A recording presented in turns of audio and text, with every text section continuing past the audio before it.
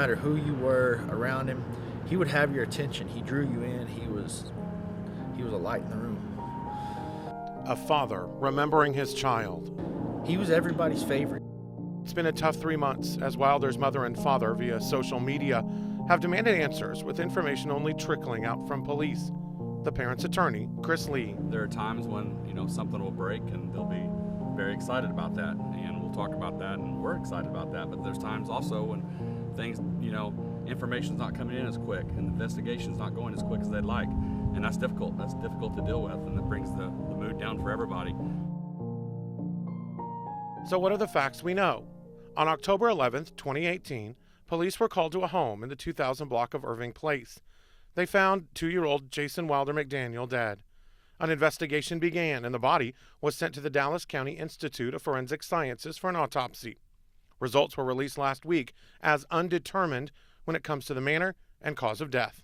We have to do this investigation strictly through the facts and the evidence that shows itself. This is an open investigation, and it's an active investigation. We've been working this since the day it happened.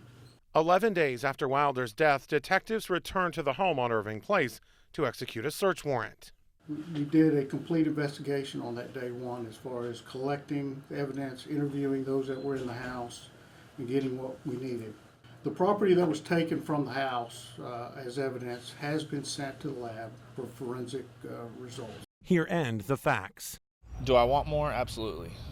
Do I want the answers for everything and to know what happened and to be pressing forward? Absolutely.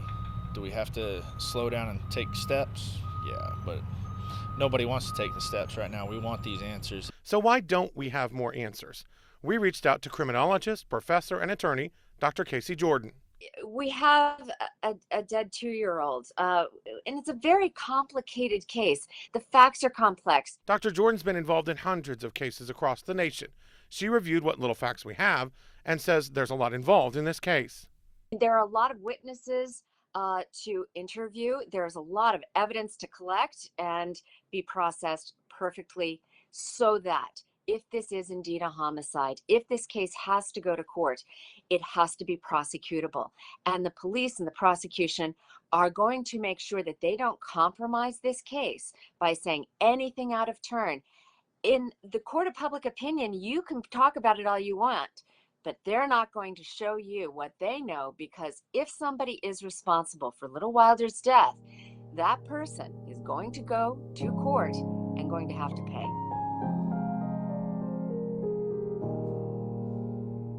For now, the investigation continues into Wilder's death. I will tell you that we are in contact with Mr. McDaniel and his family, and we are keeping them apprised of what we can on this investigation. And we will continue to do that to the end. Who knows when it's going to end? They're still in it. It's only been since October 11th, since Wilder passed. And so I have a feeling it's going to be difficult for a while, and this process is going to be long, and it's going to be tough. So. My assumption, though, and like I said, it's an assumption, is that they don't want to arrest anybody without having a solid case to where there be a for sure conviction. There's no holes, which is what I'm hoping.